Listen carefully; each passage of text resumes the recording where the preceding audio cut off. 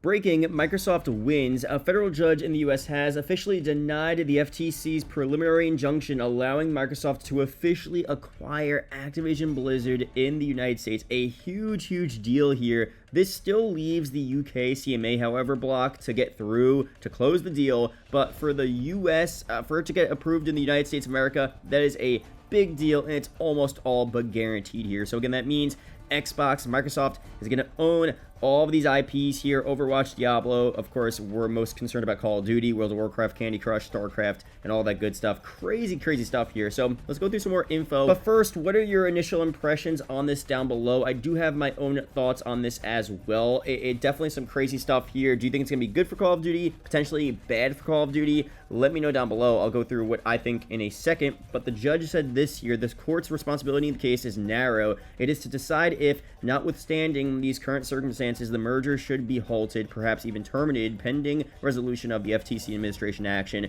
For the reasons explained, the court finds that the FTC has not shown a likelihood it will prevail on its claim this particular vertical merger in this specific industry may substantially lessen competition. So they didn't get to prove that, really. To the contrary, the record evidence points to more consumer access to Call of Duty. Of course, they talked about Call of Duty moving to Nintendo Switch, all other platforms, stuff like that. The motion for a preliminary injunction has therefore been denied. So crazy stuff there. I mean, look, this is a big deal.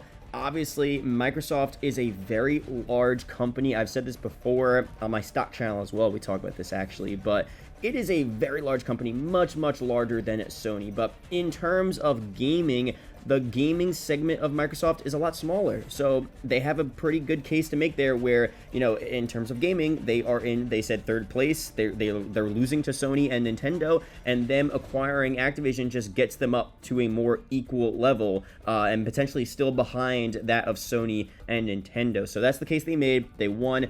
That's all great. But now, how does this affect Call of Duty? So first off, again, a little history here. The Call of Duty marketing agreement started with Xbox back in 2008, then switched to PlayStation in 2015. Now in 2023, Xbox will own Call of Duty. Crazy stuff here. Now, of course, we talked about Black Ops 2024 being the first official title where there's no exclusivity. This year for MW3 seems to be the last PlayStation exclusive title, which doesn't really mean much nowadays. For MW2, we didn't really have any PlayStation exclusive content besides for cosmetics, but for previous games, like obviously, I think, did Vanguard have an exclusive mode? I'm not so sure, but Cold War had an exclusive mode, Onslaught, MW19 had a PlayStation exclusive mode, survival mode, but nowadays we just have less and less exclusives, and at this point for MW3, I'm not expecting any massive PlayStation exclusives here.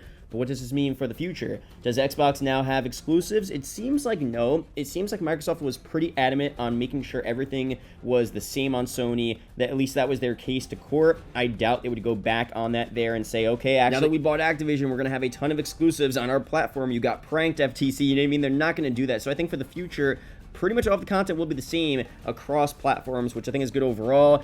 We will probably have Call of Duty games available on the Xbox Game Pass, which is really sick as well, but this seems to be initially a pretty good thing here. Now, what's interesting is that we're going to have a lot of crossovers potentially. A lot of people are talking about, you know, Halo operators and Call of Duty, other crossover event possibilities, which is still really cool overall. What I'm more interested about is the actual pipeline for Call of Duty in the future. What's going to happen here to Call of Duty content in the future now that Microsoft owns Activision?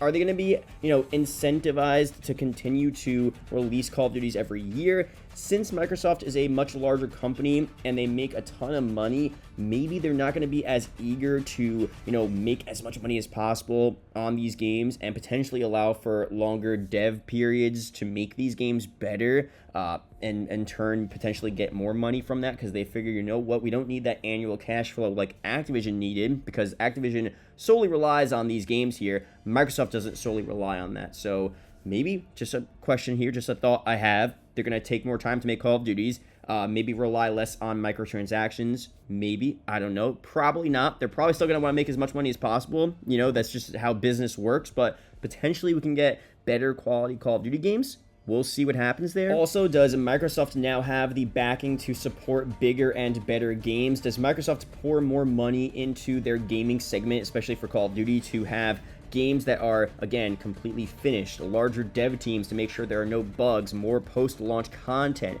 you know, more events in the game, stuff like that. I mean, is it possible? Yeah, it's definitely possible, but I do want to warn you guys, a lot of people I'm seeing are really happy about this, and I'm definitely like excited to see what happens, but I don't think this automatically means things will get better and content will get better.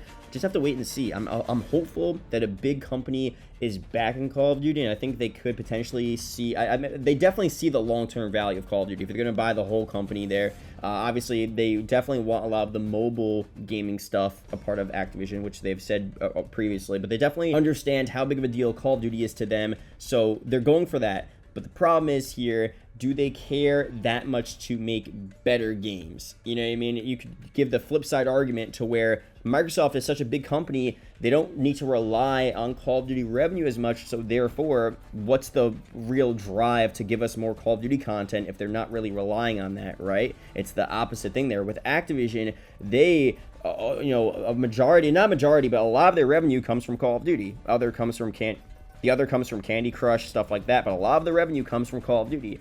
So they had to make sure they made at least a halfway decent COD game, right? And they had to make a lot of money. For Microsoft, a lot of their revenue is not going to come from Call of Duty, so they might not care as much, and we might get less content. So just want to make sure you guys understand anything could happen here. I'm hopeful, I'm optimistic, as you guys know. I feel like things will get better, but we'll see what ends up happening. So let me know down below your opinions on this. What do you think is going to happen to Call of Duty with this acquisition? And I'll see you guys in the next one.